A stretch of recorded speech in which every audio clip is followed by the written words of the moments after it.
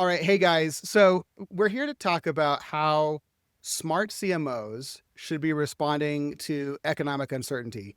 So here at 2X and Intelligent Demand, we have helped clients navigate tricky economic waters regardless of the cause. So we help people with dealing with macro level market shifts that we've all been through a couple of times in our career, probably already, as well as micro level shifts. So things like shifting unit economics or changing investment priorities. So what we wanted to do is we brought several of us together today to share some ideas that CMOs can be implementing immediately in response to budget pressures or other pressures due to recent economic uncertainty. So my name is Aaron Owens. I'm head of growth consulting at Intelligent Demand, and I have with me three veterans who have been through this thing before.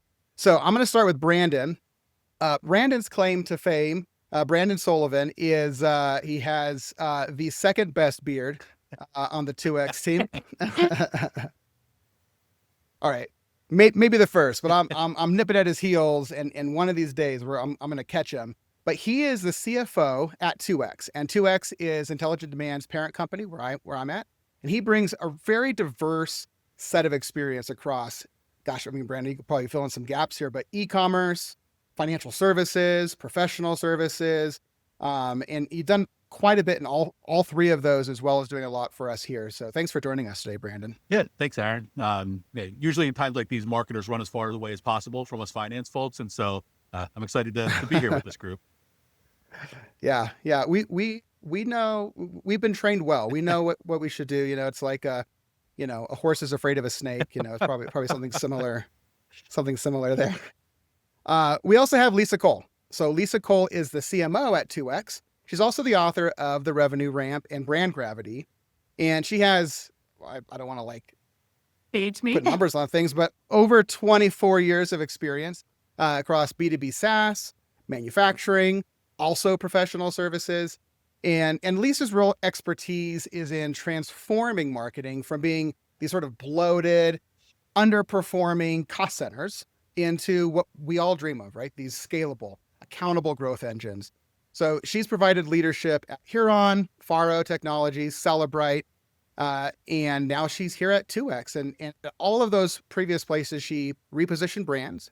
She modernized MarTech stacks, which is a huge lift all in of itself. She aligned marketing teams with revenue goals to accelerate sustainable growth. And at some of those places, she did that as a 2X customer. So she only natural that she ended up here. And in all that time, she earned her recognition from Serious Decisions, Forrester, CMO Alliance, Demand Gen Report. We can go on and on, but I'll stop embarrassing you, Lisa. It's great to see you. Thanks for joining us. As much as I wish we weren't here for an economic uncertainty again. Now, in my 24, 25 years, unfortunately, we have faced this before. We will thrive again for sure. Happy to share any insights from those hard-earned lessons. Yeah. Well, thank you. And also joining us is Jennifer Ross. So Jen is the executive director of 2X's marketing strategy consulting practice, but she's also a recovering CMO.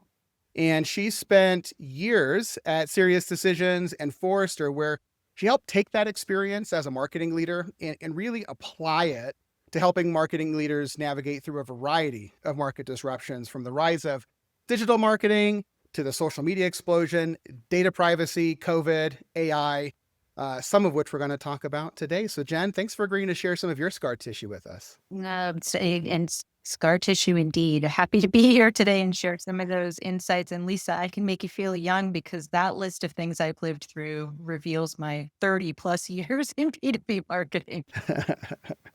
You were my advisor in my first CMO role when I was here on Consulting Group. And so I think you and I have learned some hard lessons together. We sure have. Well, that's great. Well, thank you all for being here. We're going to jump right in. So one of the things that we get asked often is to help clients figure out the role that AI should play in their go-to-market. Now, that's not because of the economic uncertainty. That's nothing new. It's something that we've been talking about for a couple of years now. But because of this economic uncertainty, it's sometimes tempting to respond to that by saying, oh, well, let's just make this the time that we replace people with AI or something like that. And Lisa, you are leading the AI practice here at 2X. And so I want to start with you. What role should AI play as CMOs are thinking about how they respond to this economic uncertainty? At the end of the day, we're not at a point where AI is going to replace a human, right? A human will prompt an AI to do or execute a task. There's some iteration. A human's got to remain in the loop for high quality output. You still need a human. So, if you are, as a CMO, if you've received a note, and maybe it's not a CFO, it could very well be a CEO or the board, where they suggest that you replace humans with AI. We're not quite there. So your first job will be to re-educate them on what is possible. Now, what do I suggest that they do? I think the marketers should have a command for how things get done in marketing today. The actual, how does the business of marketing get done day to day? Are your workflows taskified? Do you have an understanding of which use cases, if they were hyper automated using AI, would be high impact, either helping you get to market faster or higher performance, and apply it to those? But you do need to know and understand how it gets done today in order to adopt AI in a smart way. And definitely don't remove human from the loop, for sure. Be careful with what you enable AI to publish publicly, right? Even if somebody outside marketing believes that a marketer can be replaced using AI. Mm-hmm. Anyways, Yeah, that's great. So we are not replacing whole roles, but we are thinking about how we can bring AI to enable those roles. You said something really interesting, which is around taskifying, yes. which is explain what that is just a little bit. Most marketers today will say, well, where can I actually effectively use AI? And they'll ask about use cases. Well, the fastest way to surface use cases are to taskify your workflows today. In the context of a campaign, you might think, well, what are the big tasks it takes to get an idea out to market? That could be researching, that could be developing key messages, it could be developing the campaign strategy, it could very well be developing the copywriting for the different campaign assets, but those are all tasks that humans complete today. It could even be building the target list for the campaign to reach out to, right? Today, those are tasks that a human completes. And if you have a command of those tasks across that end to end workflow, it's very easy to then say, what can AI do for us across that workflow? And then you can make decisions around, all right, well, across this workflow, the highest impact use case happens to be around copywriting. And okay, so let's think through, where does copywriting reside or get produced along this end-to-end workflow, and apply it there. And then at least you have something to benchmark it against, because while someone might be suggesting that marketers embrace and adopt AI to reduce costs, replace headcount, you will need to have a before and after picture. So you still really should have a good command for how marketing gets done today. Pick your highest impact use cases, apply it there, and then come back and say, I did what you asked, and look at the lift I got. But remember, high quality output still required humans. When there's a market disruption, whether it's an economic downturn or anything else that changes the business environment that we're in, the CMO needs to think about two things, or think about it from two different perspectives. One, they need to think about how it's impacting their own organization.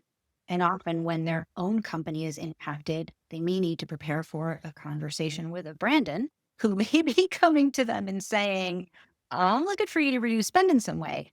The other thing, though, that they need to be thinking about is not just, does it affect me in my organization and the marketing function in my organization, but they need to be thinking about how the companies they serve, their own customers, are impacted and what needs to be done to support and protect their existing client base. So those are the first thing they should be thinking about before they think about um, dropping rate to org structure. To the first one about being impacted yourself in your own organization, to that I would say you do need to rethink your operating model and not just your budget. So don't just think about, and Lisa, I know this will resonate with you because you've been here and you and I have talked about this before. Don't just jump to, I've got to cut here, I've got to cut here. And you start first with thinking about your investments and reallocating your investment. So one of the quickest ways to savings is shifting from, for example, a fixed cost headcount model or a model where you're spending a lot on agencies to a scalable execution model. In the second scenario, where you're thinking about your customers and what needs to be done to support them, is as a CMO, you should be thinking about how quickly can my team hit and respond to the changing conditions in their businesses and our own business and their business. They need to be thinking about what the disruption means to their clients and how they can demonstrate more value quickly. And that usually means trying new things, quick updates to value propositions, building value calculators. But those things need to happen on top of business as usual activities. And this is where structures and marketing models and structures become really important. That's where it comes into play. How can I get to a scalable and flexible model where I can mobilize resources with the right capabilities and do it much faster? Yeah. Well, that sounds so easy, right? I mean, right? That's simple to do. Lisa, you've obviously done this a time or two as well, in part with Jen's help before. But just what are other thoughts you would add to this as you think about org structures, operating models? Who you're hiring in house, how you're using vendors. What are some key things that CMOs can be thinking about as they navigate, figuring out what their system looks like over the next 12 months? Well, I'd love to piggyback, Jen. I love that you up-leveled it and talked a little bit about how's it impacting their org and their customers. That kind of triggers another thought. It's very possible that during these periods of time, your company makes a big shift in their own business strategy, what they're going to focus on as a company. And with that, marketing's role in the business may also need to shift. And the things that you might have been focused on before, for example, there could be a shift to retaining customers and growing, existing customer base or improving NRR during times of disruption. Well, maybe marketing's a little less focused on new logo acquisition, but really providing the support needed to increase or improve NRR and cross-sell an existing, upsell within existing customer base. Well, when that happens, that's a different body of work that marketing needs to do. And so I think the very first question you probably need to do is evaluate within your current resourcing, do you even have the skill set or capacity you'd need to make that kind of shift? And then if you don't, if you find one of those two questions has a no, skill set or capacity, then you have to go about, well, how do I solve for that? My guess is in times like economic downturns like this, rarely is the answer the right answer. I'm going to go add headcount. That's usually the very opposite of what a CFO, our friend Brandon, would be expecting of us. So if that's not one of the solutions I can use to add skill set or capacity, the next knee-jerk reaction is let me go hire some expensive agencies, or let me go and hire yet more independent contractors or freelancers to solve for a point solution in a project-based world at a fairly high cost. And sure, maybe that alleviates a short-term pain, but it's definitely consuming more of your budget dollars. It's probably precious at this point than it should. And so now you need to start thinking, well, are there other innovative models? Can I subscribe to the talent that I need, even if it's just for the next quarter to get a new product launch out, or just to develop new strategies and messaging to focus on existing customers versus the new logo work I was doing? But I think you really first have to translate if there's a shift in the business, what's marketing's role in that shift? And then what skill set capacity do I need to support that? And then once you have that picture, figure out how best to solve for it within the constraints that you have. And if, let's say, you can't get headcount and you're not sitting on a bucket load of unallocated dollars for some expensive agencies, now you've got to start thinking about, do I need to make changes to my org and begin to outsource some of our work to free up some dollars to invest in program to support these new goals? So it's kind of that order of operations is probably how I would do that. Lisa, I love that you said that last piece because I was going to say, Brandon, block your ears for a moment here. One thing learned living through other economic downturns. So if you think back to COVID, there was a lot of research done around that time and just after COVID that, you can pull up the stats all over the place now. But what we saw was that while organizations felt the squeeze of, well, we have to reduce costs, to Lisa's point, you might have to get creative about taking from one to put into another and reallocating, because the organizations that succeeded were the ones that actually invested during that time. And the organizations that scaled way back, it took them longer to recover in building back what they stripped out of the organization. One of the through lines that I'm hearing in both of those is flexibility being a strategic weapon. It feels like we're in this period of aggressive oscillation. There was like this steady march from the end of the global financial crisis all the way up until Tom Hanks tweeted he had COVID and they canceled the NBA, and like the immediate plummet that happened after that. But then we had this 12 months of boom after that, which, I think, Jen, you're referencing there. And then there was a big reset after that where there was a 100% chance of recession in Q3 of 23.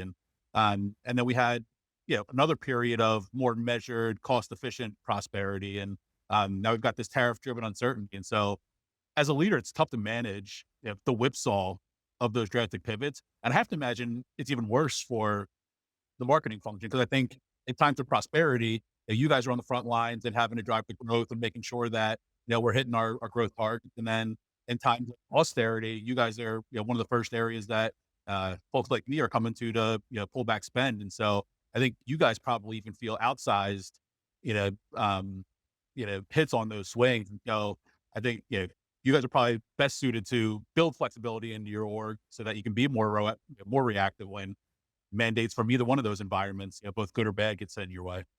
I do think that there's something to be said for leading marketing, like those that are probably the most high impact marketing organizations are usually the ones that are the most agile and scalable. And they tend to think about their orgs and their budget and their portfolio. They're always thinking about, how do I maintain some flexibility to pivot? And for those of us that have been around for the crash in 2008 and for COVID, and we've had quite a few of these disruptions, I think that's our secret weapon. It's like there is some level of understanding. It's almost like having a toolkit.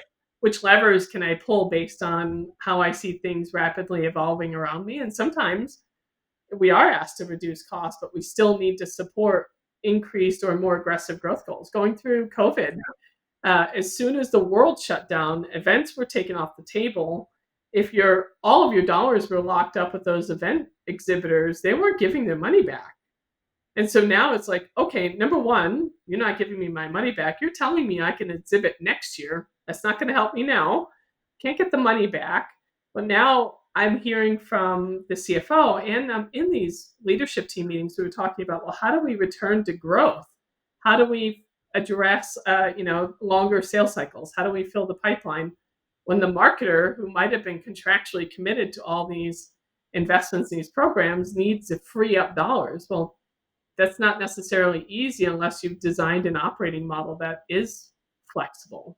And if you are entirely based in, let's say, personnel and technology agreements and events, the last thing you are is flexible. Like there's no wiggle room in any of those things, right? They're all contractual commitments. So yeah, not easy, but I appreciate that you recognize that. I was going to say, as one final wrap up on that, hand up. Yeah, there's probably more CFOs that are generous, more generous than I am, but I've never implemented a cost cut and also served up a reduction in goals as a counter to that. And so, I think that probably speaks to a lot of the points that you're making there. So Brandon, I want to follow up on that point because I'm curious from a CFO's perspective. So we've talked about quite a few things here, but I think kind of what we're really circling around is that marketing needs to be able to prove business impact. And, our budget and sort of what you're coming to us, one of the reasons I would assert that CFOs look to marketers to cut budgets, sort of at the top of the list, is because marketers struggle sometimes to really prove that business impact. And so I'm curious, as a CFO, when you start to take a look at the marketing budget, the kinds of things that show up in the marketing budget, are there certain things that you start with in that budget? Are there certain things you look for? Is it headcount? Is it technology? Is it, program fees, events, things like that? Well, what is it that you're looking for that is hardest for you as a CFO to really appreciate the business impact of? Yeah, speaking in generalities first, I think a lot of people are familiar with the fat, muscle, bone, sort of element where, firstly, when you need to make cuts to preserve the bottom line, like you're looking at the fat first, and then once all of that's exhausted, then you have to go to the muscle, and then hopefully you don't have to cut into the bone, but sometimes you do. And there's an additional lens that we put on it here, which is kind of like what's bolted down and then what's easily lifted out. And so like our Microsoft licenses are bolted down. It's really hard to get out of those. Real estate is probably bolted down, but open headcount, that's probably pretty easy to lift out, and uncommitted travel, you can shut that down. And so I think about those in generalities. When I look at marketing specific line items, firstly, brand spend that doesn't have some sort of lift metric tied to it somehow, whether it's some sort of audience metric or visibility metric. Like brand is tricky. There's probably very little that is more important than how your customers and prospects and competitors and investors view you in the market. But metric attribution is probably foggy at best, especially with a short-term lens on a lot of that stuff. And so that's, I think, one place that finance folks are always looking at. Aaron, you mentioned events. Like anything without a demonstrated history of additive pipeline build or deal velocity acceleration, I'm probably looking at those. Like, if Lisa went to Forrester and landed one of our top 10 clients, or at least had a conversation with them and reeled them in, then she can go back next year to that one. But otherwise, I'm probably saying no, because I can't pay this quarter's payroll with badge scans. There has to be more tangible metrics and short-term metrics that are driven there. I'm probably looking at MarTech sprawl. And so where we have gotten sloppy with duplicated functionality, if there's acquisitions or unused seats, I'm certainly looking to consolidate there and get more efficient. And then I'd say finally, anything that's got an innovation flavor to it.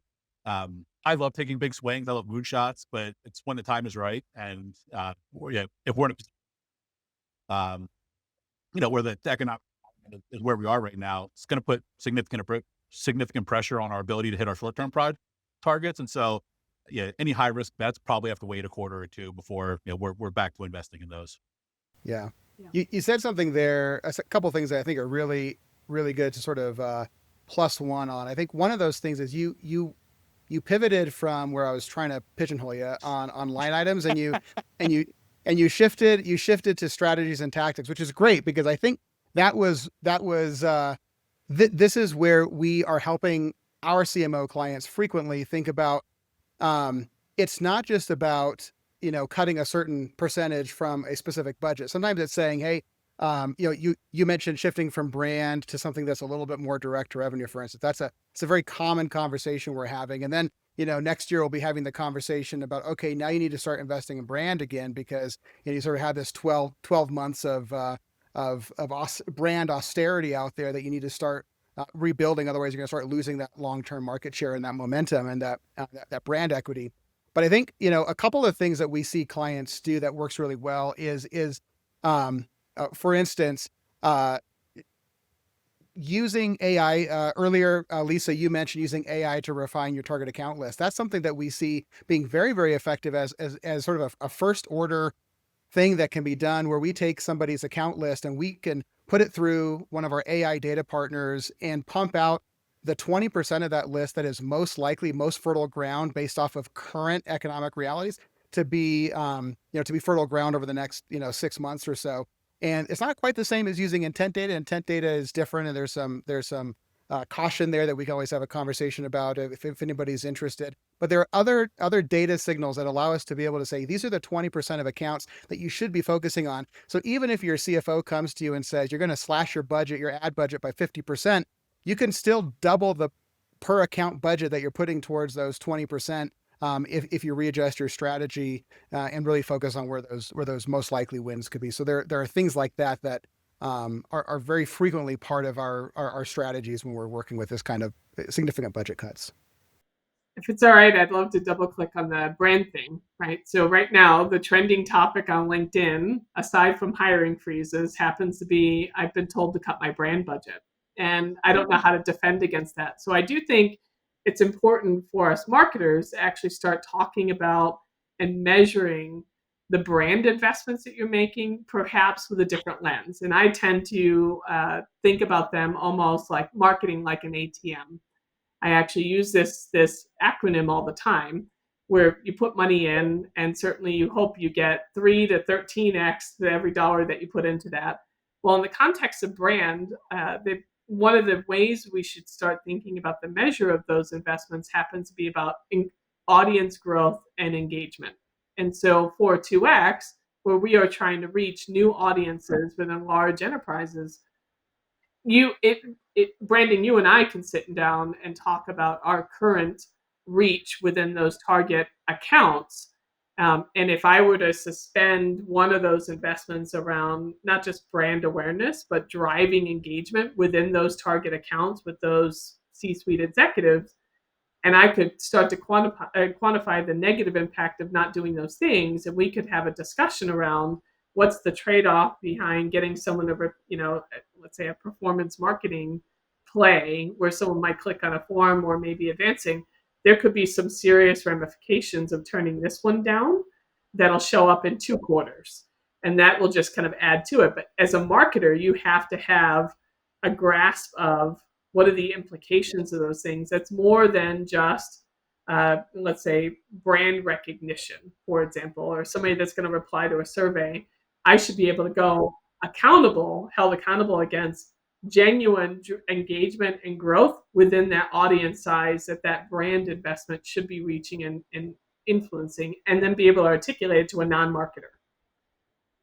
If I told you I wouldn't be able to reach and engage these 100 enterprise accounts that I think meet that criteria that AI said has a high intent and high propensity to buy in the next 2 quarters, you might actually start thinking about that brand line item differently than maybe an event where we have a booth where we're, people walking through a booth, right? So I think it's on us marketers as much as it is on the finance executives. We haven't given them a whole lot to work with on brand investments. Lisa, that is spot on. And I love the word implications because it's not just for brands. So when I was in this situation, and Erin, you said Jen's here to share some of her scar tissue.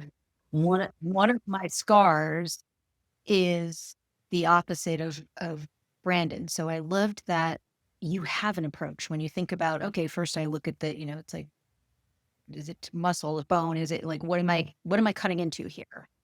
I've been in a situation where I had to walk into a conference room with my CFO at that time who had projected the marketing investment budget on a big screen, highlighted and with no particular rationale other than just highlighting the lines that had the largest, by vendor, and just, okay, come in and defend this vendor. Well, okay, but there's without thinking about what implications. And so I had to quickly turn that conversation into what Lisa just described. It was let's talk about the implications, and whether it was a brand or a demand spend, up or down, either way, there's a list of implications. If you take from here, these are the things that will happen. If you take from here, these are the things that will happen. Some of these things may be acceptable. Some of these things might make you think twice when you are actually looking at the implications of shifting or reallocating that spend. We owe you the ability to explain the implications of that stuff and let you make the decision for sure. But we at least that's on us. Totally. Yeah. And I appreciate that. And yeah, love that you guys came to the table with that.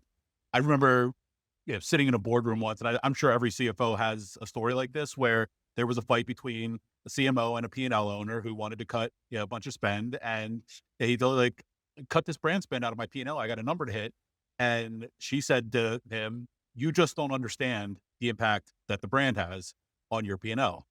And I knew she was dead in the water at that point, because it's not his job to understand that. It was her job to come to the table with, if you're going to make these cuts and pull this out of your P&L, here's the downstream effects of that, pipeline, sales, and it might be 2 or 3 quarters down the road. And sometimes you have to make sacrifices like that if you're in a quarter crunch, because tariffs just went through the roof and your costs just went up 25%. And you might have to make those decisions, but to just say, you don't understand what's going to happen, or have theoretical like, oh, our pipeline's going to go down. Well, prove it to me, tell me why. And I think, some of the things that you guys just spoke about there were, um, excellent examples of a way to come to the CFO and have a collaborative conversation on that.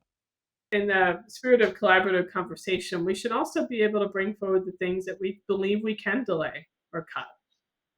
Like we're investing, we have an investment portfolio as marketers, and we know within there are these things that maybe they don't need to be done in the next 1 to 2 quarters, especially if there's a shift in a business strategy, a delay in a product launch. Usually there are those that we should be able to offer. Not just the implications of the things that they might be looking at, like the large line items. Oh, I can't even imagine what you must have felt in that moment. Large line items, being able to articulate, which means you have to have a good command of the implication of those items. But then the second piece, be able to offer up some alternative suggestions, because the reality is we are one team. Yeah. I like that idea. I like that idea, Lisa, of being proactive and really taking ownership as marketers of what that story is, where that allows us to be partners with the CFO versus being at the effect of the CFO. I think one of the things too that it is unfortunate if you haven't been preparing for this, but the more preparation you can do, the more planning you can do up front by building your marketing budget to reflect those investments that you're talking about, Lisa, to be able to know I'm making this bet here and here's what I'm expecting the payoff to be, being able to have that justified and being able to show those wins. That's one thing we work with our clients. Very rarely does Intelligent Demand launch an integrated play, for instance, that doesn't have a very clear pipeline impact goal, and then that we aren't measuring on the back end, what the actual results were. And when we're able to do that quarter after quarter for, a year or two, that gives us some credibility and, to go into the CFO and say, hey, we've been showing you the last couple of years, here are the best we've made. Here's the payoff. Here's where it's worked. Here's where it hasn't. Based off of that information, here's what we think the right next move is.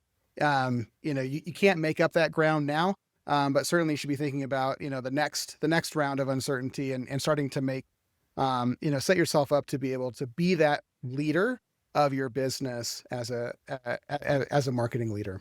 One of the ways that I think is really important for marketers to understand is marketing planning, budget management. These are not one and done situations. So it's not a September, October, November exercise. You create these beautiful PowerPoints and spreadsheets, assign out the dollars to your team, and then never come back to it. You actually have to know how the dollars are being spent, at what rate they're being spent, how those dollars are actually driving the impact that you thought it was going to drive or not. So that when, I don't know, tariff insanity unfolds, and within 30 days you find yourself having to make some pivots, you actually know where you have dollars to pull from. And you can't do that if you just, had a PowerPoint and a beautiful spreadsheet, assign the stuff out, and have no idea what's been happening since. No matter how large your budget, 100 million, 10 million, 1 million, you actually have to know where you're at and manage it like a portfolio, just like you might be checking on your stock portfolio right now or your 401k. You have to also have that command in your budget as well. Like it's not a one and done exercise. So also super important. And if you don't have that command now, go get it before someone turns to you and asks this question. Don't get caught off guard by it. So we've talked about a lot of different, levers, buttons, considerations, frames to look at this through. I would love if you, let's just use this final question as sort of a thought experiment. Let's say your CFO comes to you and says, hey, we got to cut 10 to 30%, immediately from the marketing budget. How would you map that out? What are the first things, whether it's things we've talked about already or anything new you'd bring, that you would start to look at? And then Lisa, I'd love to kick it to you, and then Brandon, have you sort of wrap us up on what you'd look for as a CFO. Now that I've revealed one of my scars, I've been faced with this mandate. So having had to do this in the past, I don't start by trimming line items like the attempt that was being made in the room that day. I step back and reframe the budget around value contribution. So for me, that means doing something similar to what Brandon described from his perspective, is categorizing spend across strategic dimension. So I think about things like what's critical to growth versus what's supporting legacy behavior. So you can think of that topic around events like one of those, like, but we've always gone to this event. I evaluate programs aligned to how our buyers are buying today, what's really driving pipeline and revenue, not of, but we've always done those. What can be automated or streamlined without compromising outcomes? So Lisa touched on that earlier. Sure, this is where AI and things like this scalable, flexible marketing as a service model come in. I look at functions where efficiency gains can free up budget, like production, execution, reporting, where I can preserve investment in areas that require more depth or strategy. What's fixed, what's flexible, not all budget. I don't think of it all as created equal. So thinking about what's adjustable in the near term, sequencing reductions in a way that minimizes disruption. Last couple I can think of are, I've also, Brandon touched on this earlier too, about what we can't touch, like we've got licenses and something. So you've got foundational investments like your data infrastructure and compliance that need to be protected. And then where can you reinvest savings for future impact? And I think Lisa did a great job touching on this too, about, there are some things I can give now, and there are some things that will have bigger implications. And I have to think about the classification of those things. Mm-hmm. That's great. Thanks, Jen. So Lisa, give me 10 to 30% off your budget. What are you doing? Well, consistent with what Jen, the order of operations she just went through, and building on what Brandon said, what's bolted down, what's not. So after I have a clear understanding of, what I would consider to be fixed and committed, what is actually flexible, and then I actually will dig into the flexible spend. And so across categories, once I understand what is flexible, usually they're within the personnel line item. There's usually open headcount. How flexible is that? Is there a different way to solve for that skill set or capacity? Even potentially delaying the hiring of the role if I'm uncomfortable with outsourcing.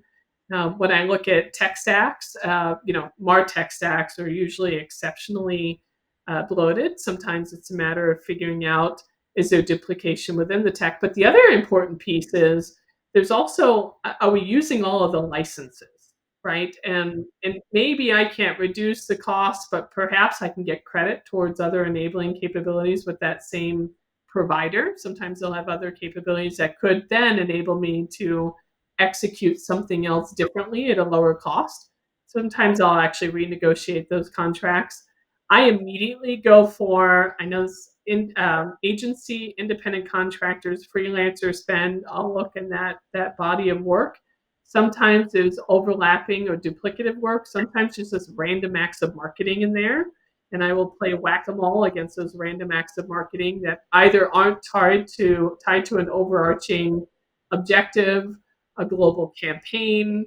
There is no real definable performance impact related to the thing. Like they can't actually explain how that's going to lead to some sort of business outcome. And I will go after those things. And then I'll look within the campaigns, programs, tactics, those things that I had originally planned that are aligned to those business strategies. If there is a shift in business strategy, I'll make a decision. Well, don't need to do these things, or we should double down over here and then tighten up from there.